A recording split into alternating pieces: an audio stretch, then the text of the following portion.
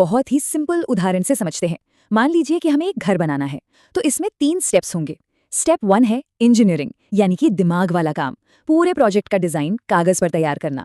Step 2 है procurement, मतलब shopping, घर के लिए जो भी सामान चाहिए जैसे केबल, सोलर पैनल, वो सब खरीदना। और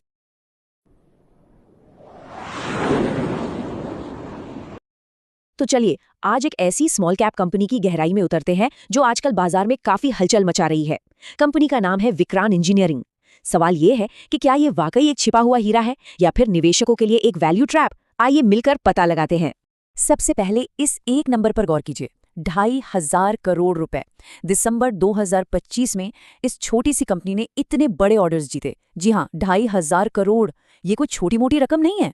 और यहीं से सबसे बड़ा सवाल खड़ा होता है। सोचिए, एक कंपनी जिसका साल भर का रेवेन्यू ही सिर्फ 915 करोड़ रुपए हो, वो एक ही महीने में अपने साइज से लगभग दोगुने से भी ज्यादा के ऑर्डर हासिल कैसे कर सकती है? मतलब ये हुआ कैसे? यही वो पहेली है जिसे हम आज सुलझाने वाले हैं। तो इस सवाल का जवाब छिपा है कंपनी के काम करने के तरीके में। इनका सीक्रेट सॉस है एसेट लाइट ईपीसी मॉडल। अब ये एसेट लाइट ईपीसी मॉडल होता क्या है? देखिए, आसान भाषा में इसका मतलब है कि कंपनी बड़े बड़े प्रोजेक्ट्स के लिए भारी भरकम मशीनरी जैसे क्रेन वगैरह खरीदती नहीं है, बल्कि उन्हें किराए पर ले लेती है। इससे होता यह है कि उनका पैसा महंगी मशीनों में फंसता नहीं है और वो उस पैसे को कहीं और लगाकर ज्यादा से ज्यादा रिटर्न कमा पाते हैं। एल&टी जैसी बड़ी कंपनियां अपनी मशीनरी खुद रखती हैं, लेकिन विक्रांत का मॉडल उनसे बिल्कुल अलग है। चलिए इसे एक बहुत ही सिंपल उदाहरण से समझते हैं। मान लीजिए कि हमें एक घर बनाना है, तो इसमें 3 स्टेप्स होंगे। स्टेप 1 है इंजीनियरिंग, यानी कि दिमाग वाला काम, पूरे प्रोजेक्ट का डिजाइन कागज पर तैयार करना।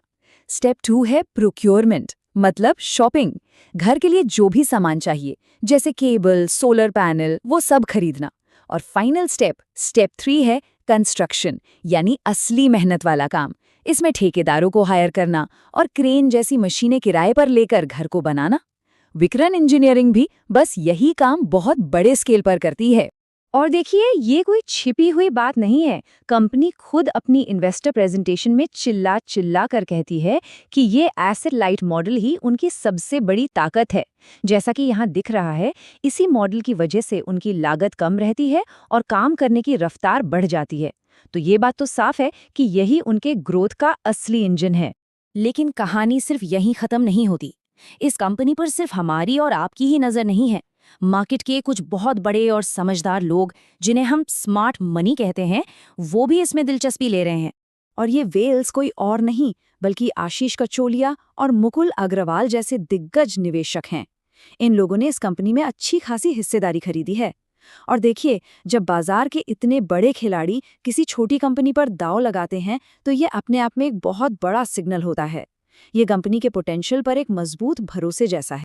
यहाँ तक तो सब कुछ एकदम शानदार लग रहा है ना? ग्रोथ है, एक स्मार्ट बिजनेस मॉडल है, बड़े इन्वेस्टर्स का साथ भी है। लेकिन रुकिए, कहानी में एक पेंच भी है। तो चलिए अब हम एक रिस्क मैनेजर की नज़र से इस कंपनी को देखते हैं, क्योंकि देखिए, जो चीज़ जितनी तेजी से ऊपर जाती है उसके साथ उतने ही बड़े खतरे भी जुड़े होते हैं। और विक्रांत के मामले में सबसे बड़ा खतरा है कर्ज का बढ़ता हुआ जाल। जरा इस चार्ट पे ध्यान दीजिए। मार्च 24 में कंपनी पर कर्ज था 241 करोड़ और सिर्फ 6 महीने बाद सितंबर 24 तक ये बढ़कर 311 करोड़ हो गया। लेकिन इससे भी ज्यादा चिंता की बात यह है कि उनका फाइनेंस कॉस्ट, यानी कर्ज पर जो ब्याज वो चुका रहे हैं, वो साल दर साल 67% बढ़ गया है। ये ब्याज अब सीधे सीधे उनके मुनाफे को खाता जा रहा है। और यही चीज हमें एक बहुत ही खतरनाक स्थिति की ओर ले जाती है, जिसे कहते हैं वर्किंग कैपिटल ट्रैप। इसका मतलब ये है कि कंपनी इतनी तेजी से बढ़ रही है कि नए प्रोजेक्ट शुरू करने के लिए उसे लगातार कैश की जरूरत पड़ रही है, और इस जरूरत को पूरा करने के लिए उसे और भी महंगा कर्ज लेना पड़ रहा है, भले ही उसके पास ऑर्डर्स की कोई कमी ना हो। ये एक तरह का चक्रव्यूह है। तो असली और सबसे बड़ा सवाल अब ये बन जाता है कि उनके पास ऑर्डर्स तो हैं, लेकिन क्या उन ऑर्डर्स को समय पर पूरा करने के लिए उनके पास कैश भी है?